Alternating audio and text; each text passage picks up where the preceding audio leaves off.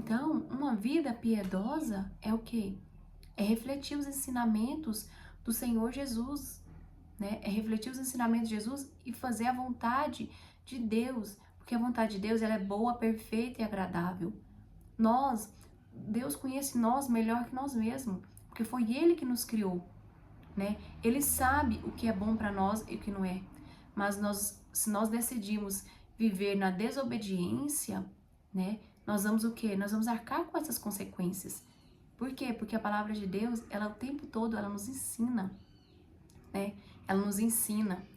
Então, nós devemos buscar a Deus nas Escrituras, clamar pela misericórdia dele, se arrepender dos pecados, porque ele fala em Jeremias 29 que se nós buscar ele de todo o coração, ele vai se revelar a nós. Ele vai se revelar a nós. Muitas vezes eu não entendia o que eu lia na palavra. Muitas vezes eu tentei ler e não entendia. Mas na hora certa, o Senhor veio, tirou as escamas dos meus olhos, tirou o tampão do meu ouvido e mandou aquele que pode me ensinar, que é o Espírito Santo, porque quando ele vem, ele revela toda a verdade. Então é isso que nós devemos clamar, pela misericórdia de Deus. Senhor, eu quero entender a tua palavra, eu quero te seguir. De todos aqueles que vão até ele, de maneira nenhuma ele lança fora. Está escrito em João isso. Então, aqui ele fala, com aparência de piedade, todavia, negando o seu real poder. Ou seja, tem aparência de piedade. Tem aparência de piedade muitas vezes, mas não vive o que realmente é piedade. Ter uma vida piedosa é fazer como Jesus Cristo fazia. É abraçar os ensinamentos dele, é praticar os ensinamentos dele. Para praticar, nós precisamos o quê? Conhecer. Nós precisamos entender, né? E como nós vamos praticar? Ouvindo a palavra dele, lendo a palavra dele. Que o Espírito Santo, ele vai nos convencendo, ele vai nos direcionando à luz da palavra aquilo que nós precisamos, né? Mas se nós ouvirmos a palavra apenas na boca de outras pessoas, na boca de outros homens, né? Se nós ouvirmos a palavra através da boca dos outros homens e nós não buscarmos o nosso secreto, se nós não valorizarmos aquilo que o Senhor colocou na nossa mão, que é a palavra dele, como nós vamos ser santificados? Como nós vamos ser limpos, né? Se nós não estamos valorizando o sacrifício que Jesus Cristo fez na cruz. Porque aquele sacrifício que ele fez na cruz disponibilizou para nós o quê? O Espírito Santo. O Espírito Santo, ele é o quê? Ele vem para nos convencer do pecado, da justiça e do juízo. É ele que vai nos limpar, é ele que vai nos purificar. E ele age através do quê? Através da palavra, através do nosso arrependimento, através da nossa busca, né? Aqui ele fala assim: porque são pessoas assim que se intrometem pelas casas e conquistam mulheres insensatas, sobrecarregadas de pecados, a quais se deixam levar por toda espécie de desejos, elas sempre aprendendo, mas jamais conseguem chegar ao conhecimento da verdade.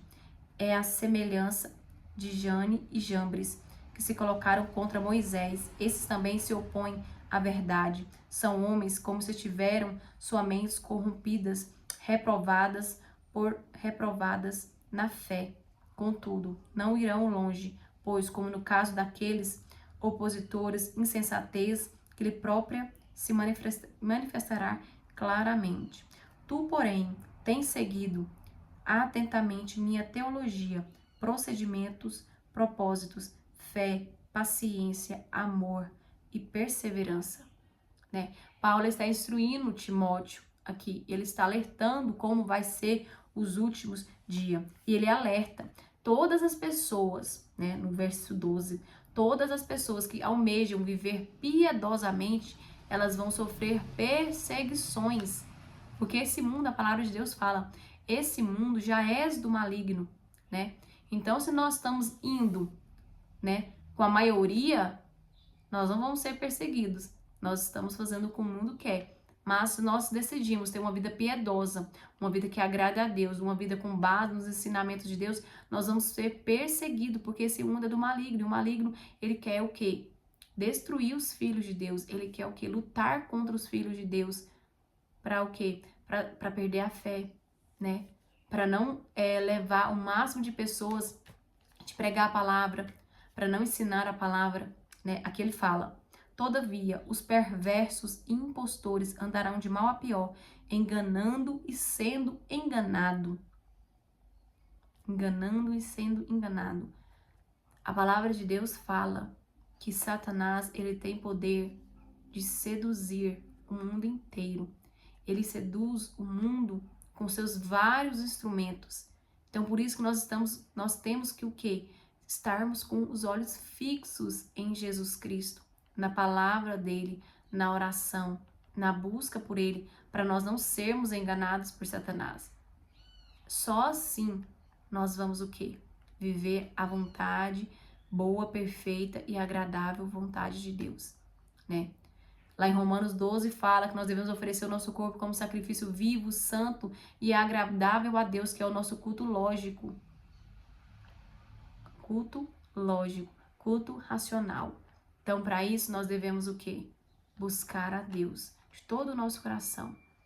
A batalha do cristão, principalmente quando nós estamos indo para Deus, né? Quando o Senhor está despertando nós, a nossa maior batalha é na onde? É na nossa mente, né? É na nossa mente, porque a cultura, né? A nossa natureza pecaminosa, tudo confronta a vontade de Deus na nossa vida. A nossa carne, ela quer o quê? Ela quer comodismo, ela quer se satisfazer. E a carne, quanto mais você satisfaz os desejos da carne, quanto mais nós andamos pela carne, mais ela quer, é insaciável. O pecado, ele é insaciável, né? Ele é insaciável. Quanto mais, é igual quando nós comemos doce, né? O açúcar, quanto mais comemos açúcar, mais queremos. Quanto mais nós comemos comidas, né? Aquelas comidas do iFood, né? Comidas rápidas. Quanto mais nós comemos doce, quanto mais nós comemos paladar de criança, né? Quanto mais nós comemos essas besteiras, essas comidas que não têm nutrientes, mais o nosso corpo quer, né? O nosso paladar, ele agrada, né? É maravilhoso, é o nosso paladar, mas o nosso corpo não é. Assim é o pecado. Quanto mais nós praticamos pecado, o nosso corpo gosta, né? Quanto mais praticamos pecado. E um pecado, ele leva ao outro, né? Como leva ao outro, igual mesmo. Na palavra de Deus fala de Davi. Davi, ele era um homem segundo o coração de Deus, mas ele também pecou. Um pecado dele levou a outro. E muitos outros, né? Ele cometeu o adultério, do adultério ele matou, né? Cometeu o assassinato. Então, um pecado foi levando ao outro. Então, a palavra de Deus, ela o quê? Ela quer que nós vivamos longe do pecado. E assim, como nós vamos conseguir viver longe do pecado? A palavra de Deus em Romanos fala assim, que nós somos libertos do poder do pecado através do sangue de Jesus Cristo. Através do sangue dele, nós somos limpos, purificados, redimidos, né? E o pecado não tem mais domínio sobre a nossa carne, né? Então, nós devemos o quê? Crer de coração, né? Se arrepender, porque quando nós cremos, quando nós arrependemos, nós confessamos com a nossa boca e nós deixamos o pecado. Nós sacrificamos a nossa carne, né? Nós não fazemos mais o que ela quer, mas agora nós somos governados e andamos pelo Espírito de Deus. Porque se nós andamos pelo Espírito de Deus, nós vamos fazer as coisas que o Espírito quer, né? Como está escrito lá em Gálatas. Gálatas diz assim, que os frutos do Espírito é o amor, né? É o amor, a bondade, a justiça. Gálatas diz assim.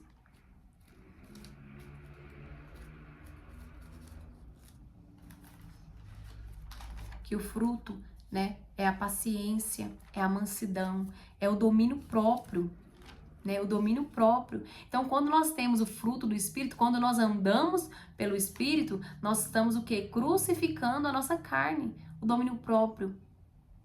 a comida não vai me dominar mais, né? Os prazeres da minha carne, a preguiça, a procrastinação, ela não vai me dominar mais. O que? Eu vou ser dominado pelo quê?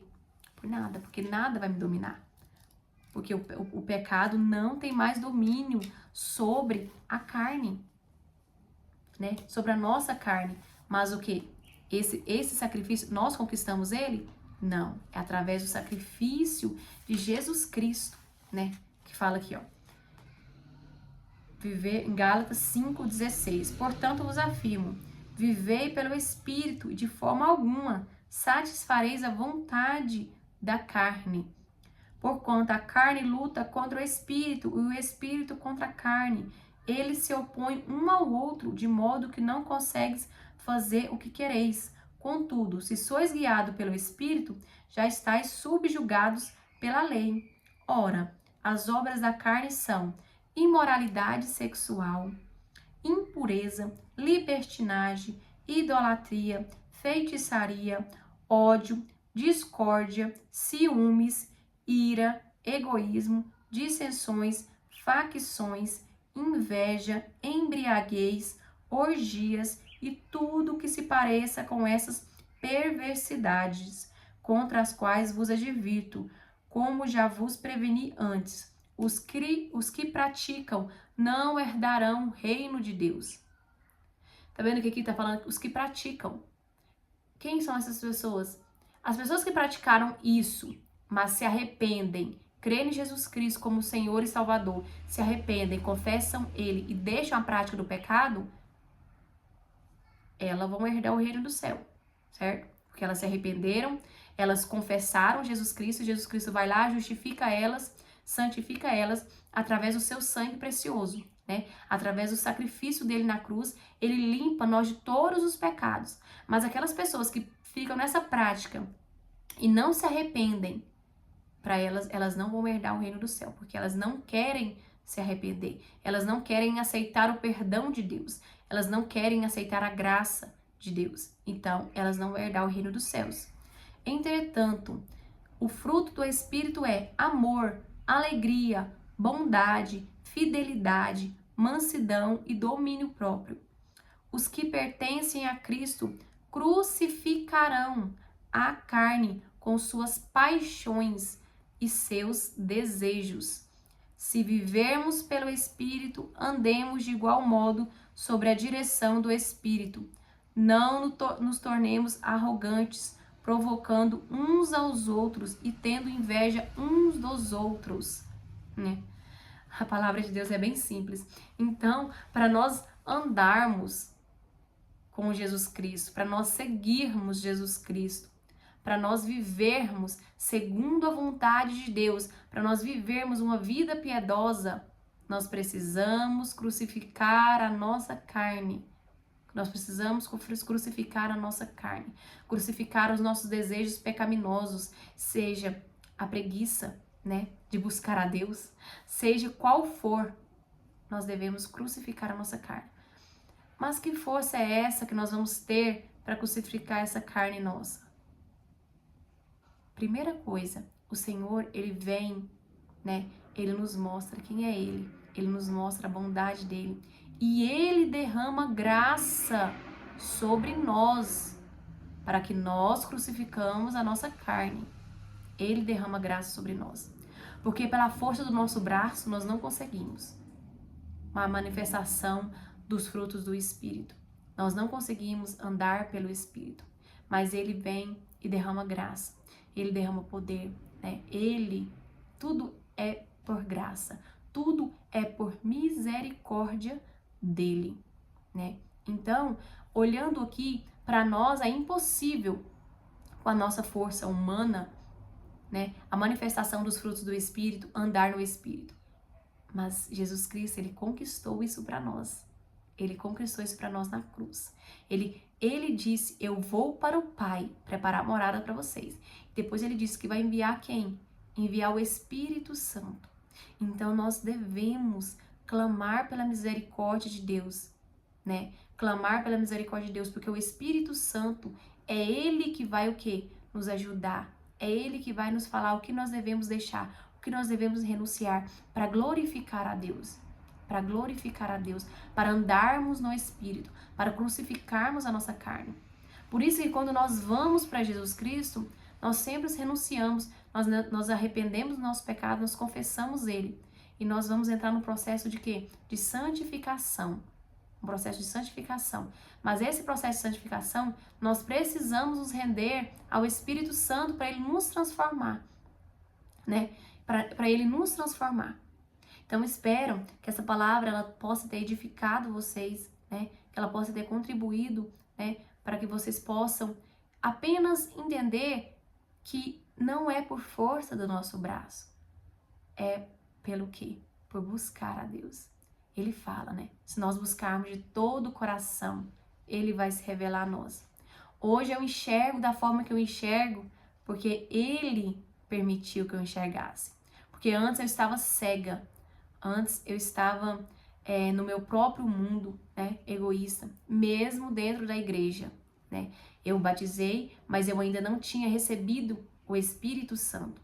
Mas quando o Espírito Santo veio sobre mim, quando eu fui batizada com o Espírito Santo, quando o Espírito Santo começou a me colocar fome e sede de Deus em mim, tudo mudou na minha vida.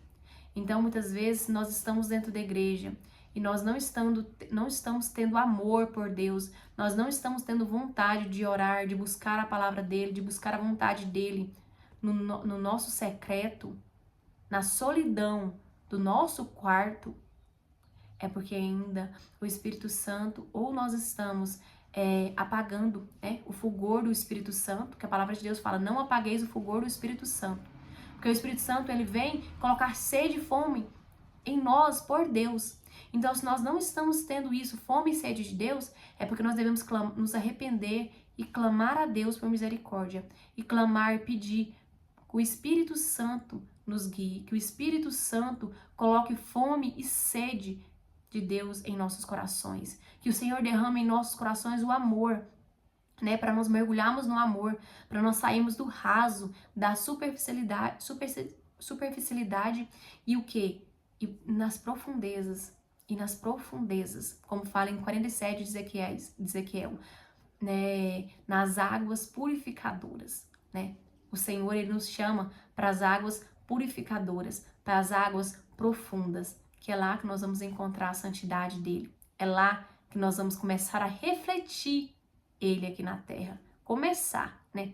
Porque Deus, Ele é muito grande, Ele é muito soberano, Ele é muito incrível, Ele é inefável, Ele é maravilhoso, né? Então, quanto mais nos aproximamos dEle, mais vamos aparecendo com Ele, né?